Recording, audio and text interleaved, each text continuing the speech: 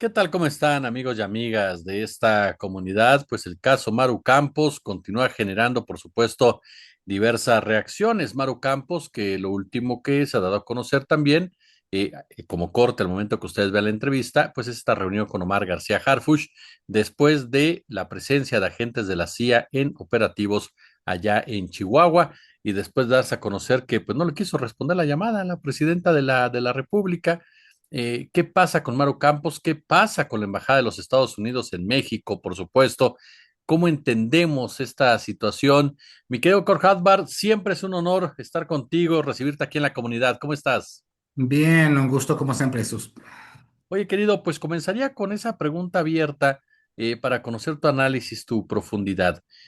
¿Cómo leemos lo sucedido en Chihuahua con la presencia de estos agentes y particularmente el papel de Ron Johnson en toda esta ecuación con Maru Campos? Bueno, como acabo de tuitear, Jesús, es el embajador siendo el embajador, es el PAN siendo el PAN y es la CIA siendo la CIA. Es decir, sabiendo cómo son, pues esos son los tipos, es el tipo de situaciones que se dan, ¿no? Por eso yo estuve sonando la alarma en cuanto Donald Trump nombró a Ron Johnson como su embajador designado para México, ¿no? Porque sabía exactamente bien qué tipo de cuadro era. Y es, ¿no? Desde las Buenas Verdes hasta la CIA, desde El Salvador hasta Panamá, hasta Yugoslavia. Este es el modus operandi de Ronald Johnson. Ese es exactamente quién es, ¿no? Por un lado, ¿no? Por otro lado, pues, sabemos cómo es Mauro Campos también. Conocemos su historial, pues sus vínculos con César Duarte, pues es una persona que muy claramente se prestaría a ese tipo de cosas, ¿no? Más el asunto del PAN en general como un país abiertamente vendepatrias, ¿no? Entonces, pues todo se encaja. Y no solamente pues un asunto aislado, sino como estamos viendo en estos días, ¿no? El PAN está armando toda su torre ahí con un piso donde supuestamente iban a alojar a todos los servicios de Estados Unidos, ¿no? No solamente la CIA, la DEA, la FBI, Seguridad Nacional, ICE, ¿no? Básicamente darles un piso ahí, ¿no? Entonces, ese es el asunto. También pues va saliendo más noticias que esos agentes de la CIA estaban en el país desde hacía meses antes, que hay más que han entrado en este año y que podrían estar muy probablemente en otras partes del país, ¿no?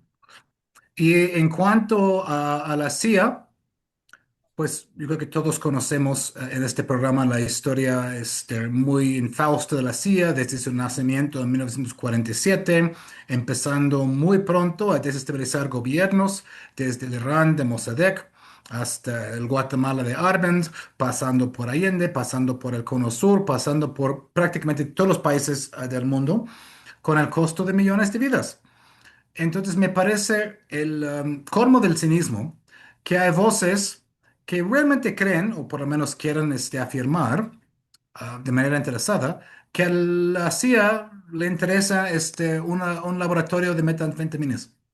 Es el absurdo, ¿no? El gobierno de Sheinbaum ha desmantelado varios miles de esas cosas, ¿no? Entonces, la CIA entra por un laboratorio. Es absurdo. La CIA no le interesa eso. La CIA interesa desestabilizar gobiernos no afines a los intereses de Estados Unidos. Eso es lo que hace. En todo caso, debería haber sido, en teoría, un operativo de la DEA, pero la DEA está tan quemada por toda una serie de escándalos de las que hemos hablado, ¿no? Que ya pues ha perdido la confianza de los altos mandos en Washington. La CIA vio la oportunidad de entrar en su terreno, de entrar en su territorio y de paso hacer lo suyo.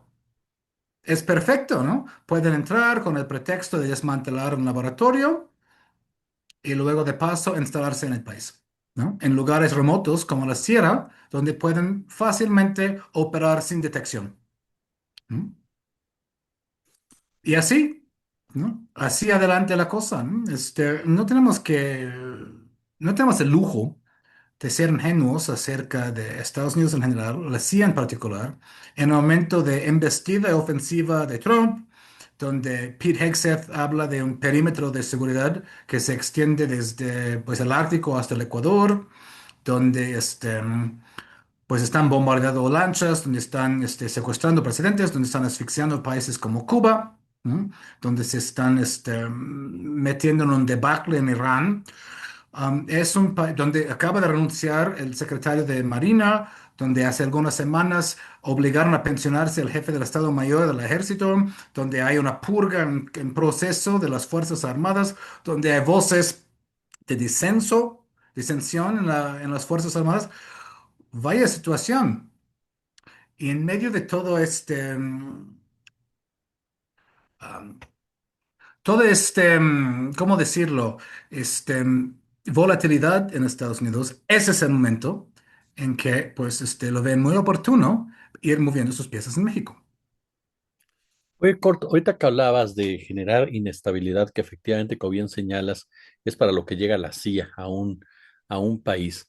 ¿Cuál crees tú que sería el patrón en relación con Maru Campos? ¿Podría extenderse con otros gobiernos? ¿Cómo llevarían a cabo acciones de desestabilización a través de gobiernos estatales? Pues muy fácil, ¿no?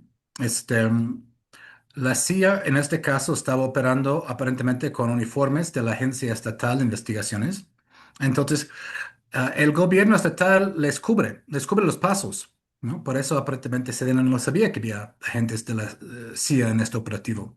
Es exactamente lo que la CIA necesita para entrar en una situación. Necesitan cobertura, necesitan uniformes locales, necesitan estar metidos o embedded, como se llama en inglés, dentro de fuerzas que ya existen ahí, ¿no? Necesitan inteligencia, necesitan gente que conozca el terreno, necesita todo ese tipo de información, que ya lo tienen en teoría, pero es mucho más fácil operar en terreno sin ser detectados. Necesitan eso. Más allá de eso, más allá de esto, ¿no? Lo que necesitan son gobiernos estatales, controlables o chantajeables para poder avanzar en sus objetivos, ¿no? Por eso mencioné anoche en Maciosare, no solamente que coludes con la CIA una vez y se acabó. La CIA opera como una mafia. Entonces, una vez que coludiste con ellos, ya te tienen, ya te tienen, ¿no? Entonces, ya eres un elemento comprometido y saben que pueden chantajearte o controlarte, pueden incluso tener investigaciones en curso contra todos ellos que los están manteniendo arriba de sus cabezas, como la espada de Damocles, ¿no? Diciendo, pues vamos a avanzar con eso si no cooperan. Y una vez que está abierta la puerta, ahí. Y de ahí pueden ir expandiendo sus operaciones, ¿no? Sobre el terreno, controlando más partes del país y luego consolidar áreas de poder desde donde pueden hacer o llegar a otro nivel, ¿no? Que sería, pues, en el peor de los casos, ir operando un movimiento en contra, ¿no? Del gobierno federal o fuerzas que podrían estar ahí para recibir a una fuerza de intervención del ejército de Estados Unidos. Es decir, ya tienen gente en el campo listos para efectivamente abrir la puerta a una intervención militar o estar ahí como una fuerza de avanzada, esos. Oye, ¿qué es lo que podemos esperar de aquí en adelante ahora que son descubiertos de esta manera?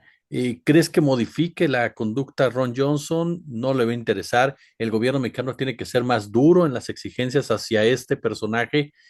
¿Cómo moverse ahora la relación con el gobierno de Estados Unidos? Bueno, el accidente de coche parece, ¿no? Am, sí entorpeció la cosa para ellos. Ellos hubieran querido seguir avanzando de manera sigilosa, ¿no? Entonces, esto pues destapó algo que no querían que se destapara, ¿no? Pero mucho va a depender de la respuesta del gobierno federal. Mucho va a depender de eso. Si hay una respuesta lo suficientemente firme para empezar a poner límites a eso, ¿no? A fin, pues límites que están en la Constitución, que están en la ley de seguridad nacional, o Si no va a haber una respuesta lo suficientemente firme. Y si no hay, Ron Johnson se va a sentir envalentonado para seguir, ¿no? Ya vimos en el caso del Mayo Zambada, donde hubo muy probablemente una violación de la soberanía. El gobierno pidió información. El gobierno tanto de Trump como de Biden como de Trump no proporcionó información y no prosperó nada. Y ahora vemos una violación mayor a la soberanía.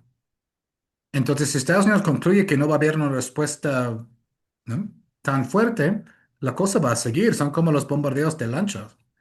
No hubo una respuesta lo suficientemente contundente a eso. Y luego, pues, ¿qué vemos? Más bombardeos de lanchas, secuestro de Maduro, asfixia de Cuba y bombardeos entre Colombia y Ecuador, ¿no? Ecuador efectivamente bombardeando Colombia con tal de provocar un problema ahí, sobre todo un problema para Iván Cepeda en su candidatura. Eso es lo que pasa cuando no respondes. Entiendo que la política es escoger entre inconvenientes y hay inconvenientes en responder con firmeza, pero también hay inconvenientes en no responder con la suficiente firmeza. Y un poco lo que estaba diciendo el presidente hoy en la mañanera, y no quiero para nada descontar la situación delicada en la que está la presidenta, es una situación difícil. Estados Unidos quiere siempre colocar a sus adversarios o sus, ¿no?, lo que quieran llamarles, en la situación de perder, perder. Es decir, no ganar, ganar, sino perder, perder. Si no respondes, te aplastan. Si respondes, usen esto como pretexto para subir las tensiones más. Sheinbaum tiene que jugar esto muy cuidadosamente de no caer en un perder, perder. No responder, te aplastan. Respondes de cierta manera, lo usan como pretexto para escalar. Pero eso dicho, lo que estaba diciendo hoy era un poco, bueno, la culpa es de Mauro Campos, ¿no? No tanto del embajador. No, la culpa es del embajador, la culpa es de Estados Unidos. Debe de ser expulsado del país, debe de ser declarado persona non grata. Y tengo mucha preocupación entendiendo la dificultad de la situación, ¿no?, de que hay voces intentando nada más como calmar las cosas y intentar pasar otra cosa. Yo creo que eso no es una situación de pasar otra cosa, en este caso. En el gobierno mexicano. El gobierno mexicano. Sí, porque si lo dejas pasar, pues te arriesgas a lo que estás ahorita describiéndonos, ¿no? Sí, exactamente, ¿no? Entiendo la preocupación, entiendo el asunto, pero no es el momento, ¿no? Y deberían aprender de sus éxitos, ¿no? Miren el éxito con España. AMLO pintó su raya con España, ¿no? Sheinbaum pintó su raya con España y finalmente consiguió una disculpa más o menos por parte del canciller y por parte del rey. Y finalmente cuando fue a España para cumbre progresista, fue en sus términos. Fue en sus términos porque México pintó su raya. Ahora bien, España no es Estados Unidos. Bien entendido. Pero lo que acabas de decir, Estados Unidos, no es cosa menor. Están intentando infiltrar el país usando la cobija de gobiernos de la oposición para meter su fuerza de desestabilización que es la CIA. Si no haces nada, o si no haces lo suficiente, no va a parar. Eso es lo que estuve diciendo cuando Trump empezó con sus presiones hace un año, que no iba a parar. Entonces, ¿cuál es la estrategia? ¿No? ¿Cómo reaccionar? ¿Cómo mover las piezas? México tiene piezas. ¿No? No es que no tenga, no es que no tuviera, sí tiene. Pues ese es el momento de pensar en eso, ¿no? ¿Por qué le incomoda tanto el gobierno de Sheinbaum a Trump, querido Kurt? Cuando hablamos de que están colaborando, cuando hablamos de que hay cooperación, cuando de repente escucha los discursos de la gente del FBI, de la misma DEA, decir que es la colaboración más importante, ¿por qué le incomoda tanto un gobierno para empezar a operar o insertar a estos personajes que hemos hablado? ¿El gobierno de Sheinbaum, dices? Ajá. ¿Por qué le incomoda tanto en este sentido a los Estados Unidos para pensar en un momento dado en insertar agentes de la CIA, ¿no? En contra de él? A ver, no sé si entiendo la pregunta. Espérame, ¿en qué sentido? Sí, ¿por qué? Te la replanteo, querido amigo. Mm. ¿Por qué el gobierno de Trump estaría llevando a cabo una acción de inestabilidad en contra o Ah, ya. desestabilización en contra de Sheinbaum? ¿Qué es lo que el gobierno de Sheinbaum ha hecho que le genera Ah, esa, ya, ya. esa Ah, ya. inquietud a Trump? Bueno, en primer lugar, porque no es un gobierno afín a Trump ideológicamente, ¿no? Trump exige la obediencia absoluta y incondicional. ¿No? Absoluta e incondicional. Él quiere Daniel Noboas. Él quiere Casts. Él quiere Millets. Él no, su gente, no, tolera ni el más mínimo diferendo en ese sentido, ¿no? Aunque Sheinbaum ha sido muy cuidadosa en mantener la relación diplomática y no económica comercial y pues tratar bien a Trump, lo de la cabeza fría, el asunto de los aranceles y demás, pero lo ven muy claramente como un gobierno no afín a sus intereses. ¿No? Ideológicamente, ese es un gobierno en Estados Unidos de ultraderecha que exige la obediencia total. ¿No? Y por eso vemos incluso con Canadá. Canadá es efectivamente un vasallo de Estados Unidos, pero ni este vasallaje ha sido suficiente para Trump. Y por eso Trump ha atacado a Canadá y ha hablado de Estado 51. Las negociaciones del tratado están parados entre Estados Unidos y Canadá. Parados. No ha habido gobierno más servil a Estados Unidos que Canadá, y ni eso ha sido suficiente. Ni este grado de este vaciaje ha sido suficiente. Trump quiere eso, la obediencia absoluta. Y luego Trump ni siquiera sabe lo que quiere. Por eso se enoja con México un día por los aranceles, el otro día por supuestamente fentanilo, el otro día supuestamente por el déficit comercial, ¿no? El otro día supuestamente por otra cosa. Entonces, es una animadversión que ni siquiera tiene un fondo lógico y consistente. Y eso es difícil. Entiendo que es muy difícil de ser gobierno de Sheinbaum porque estás tratando con alguien volátil y estás tratando con arenas movedizas todo el tiempo. Es decir, el pretexto del problema sigue cambiándose. ¿Mm? Pero en general, el asunto es que Estados Unidos quiere usar América Latina como su base para conseguir todos los recursos naturales que necesite. Estoy hablando de petróleo, estoy hablando de gas, estoy hablando de tierras raras y minerales